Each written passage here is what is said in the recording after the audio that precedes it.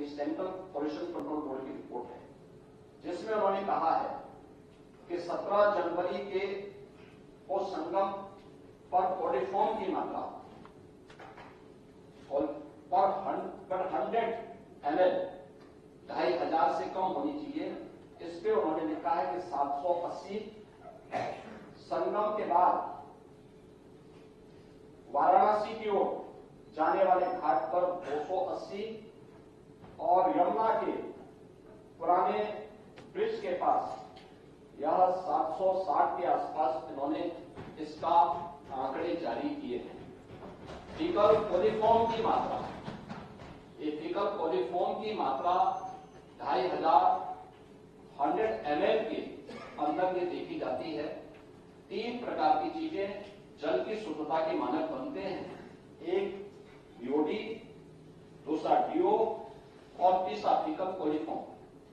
ये तीनों में संगम स्थल जहां पे श्रद्धालु स्नान कर रहा है, करोड़ों श्रद्धालु संगम में स्नान कर रहा है, ये तीनों उस दायरे में है जो पॉल्यूशन कंट्रोल बोर्ड के मानक हैं और उन मानकों को पूरा करता है।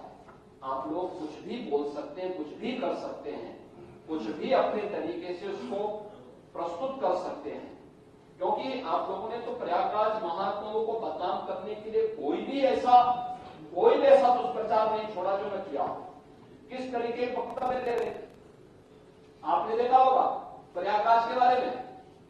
आप लोग एक दुष्प्रचार कर रहे थे, कितने लोग मर गए। आपका सोशल मीडिया हैंडल गोरखपुर और बस्ती मंडल का दे रहा था कि गोरखपुर बस्ती मंडल के 35 लोग मर गए। वे 35 के 35 लोग अपने घर पहुंचे। प्रयागराज के खूंटी गुरु वो बेचारे ये लोग दुष्प्रचार करते रहे तो मर गए और पता लगा कि जिस दिन ब्रह्म भोज रखा था उसी दिन खूंटी गुरु अपने घर पहुंचे तो लोगों ने कहा कहां थे। उन्होंने कहा कहां था, मैं तो कुंभ में घूम रहा था, 12 दिन का घूमते रहे। कहा कुंभ में, उसने कहा भाई क्या कुंभ तो हम लोग आयोजक हैं, हम लोग इस आयोजन के हिस्सेदार हैं, जगह जगह भंडारे लगे हुए हैं, रोज भंडारा खाता था, किसी आश्रम में जाके सो जाता था और फिर सुबह स्नान करके फिर दिन भर घूमता था। मॉडर्न वाले भी सर आ गए क्या जिंदा बैठी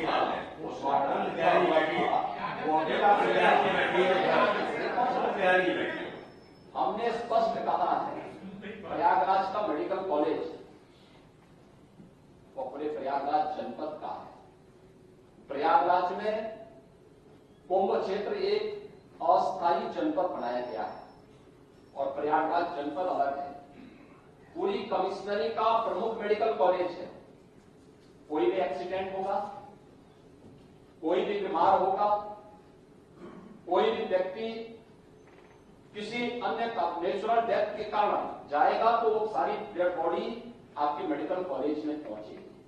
और इसीलिए हमने कहा ना, जिसकी जैसी दृष्टि थी उसको वैसी सृष्टि नजर आई। और ठीक कहा, सोशल मीडिया हैंडल पे जो सज्जन इस पे टिप्पणी कर रहे थे कि गिद्धों को केवल भांसी नजर आ रही थी, उनको स्वच्छता नजर नहीं आ रही थी, उपचार हो रहे हैं ये नजर नहीं आ रहा था, वे केवल इस पे नजर लगाए थे कैसे बदनाम कर सके। कोई पार्लियामेंट में कह रहा है हजारों लोगों की मौत हो गई। डिजिटल कुंभ का परिणाम है 28,000 लोगों को उनके परिवारजनों से दिलाने का काम किया। और आप लोग परेशान इस बात को लेकर के थे कि घर की पत्नी को वहां गुम करने के लिए लोग गए, लेकिन पता लगा कि वो फिर से डिजिटल कुंभ में ढूंढ करके अपने परिवार वालों से दिला दिया। एक बार भी 3 बार दिला दिया। इनकी परेशानी तो इस बात को लेकर थी। तो ये महोदय, ये सभी चीजें वहां पर हम लोगों को इस रूप में देखने को मिली। लेकिन समाजवादी पार्टी का जो आचरण इस देश से था वह, या कांग्रेस का जो आचरण था वह किसी भी दिशा में भारत को बदनाम करने, और मैं तो बार बार कहता हूं कि आपकी लड़ाई बीजेपी से हो सकती है, लेकिन आप बीजेपी से लड़ते लड़ते कभी भारत से लड़ने लगते हैं। मत लड़िए भारत से, ये देश आपका भी है, जितना अधिकार हमारा है उतना ही आपका भी है। भारत के महापुरुषों के प्रति इस प्रकार की अनर्गल टिप्पणी मत करिए। आज आपका स्वार्थ आया तो आप संविधान की पट्टी लेके घूम रहे हैं, लेकिन जब कन्नौज मेडिकल कॉलेज का नामकरण बदलने कल एक ही बात आई, आपने बाबा साहब भीमराव अम्बेडकर के नाम पर बने हुए मेडिकल कॉलेज का नामकरण हटा करके उसको केवल राजकीय मेडिकल कॉलेज कंपोज करें।